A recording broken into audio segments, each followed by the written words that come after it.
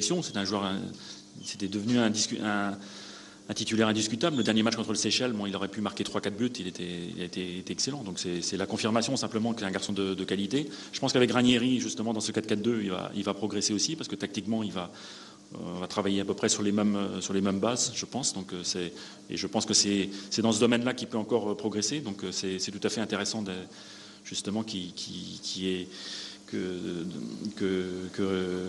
comme coach Ranieri, parce que pour sa progression.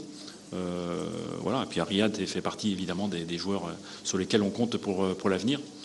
Bon, c'est pas une surprise aussi de le voir efficace comme on l'a vu en début de saison avec Leicester. Donc voilà, ils évoluent en 4-4-2. Il évolue à droite, mais c'est pas le problème. Donc il avait terminé la saison dans un rôle axial. Donc maintenant, c'est pas figé non plus. C'est pas parce que le joueur évolue dans un poste en club qu'il peut pas évoluer en sélection dans un autre poste, parce qu'il faut tenir compte aussi, bien sûr, de la complémentarité avec les autres joueurs.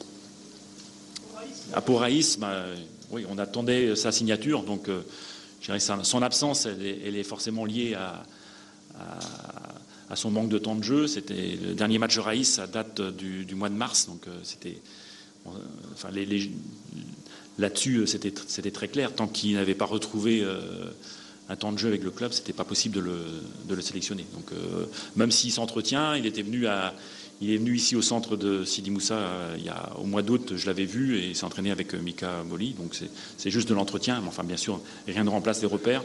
Et après, Raïs va réintégrer l'équipe nationale normalement, ce qu'il n'aurait jamais quitté si, évidemment, sa situation contractuelle n'avait pas été celle qu'il a vécue ces derniers mois.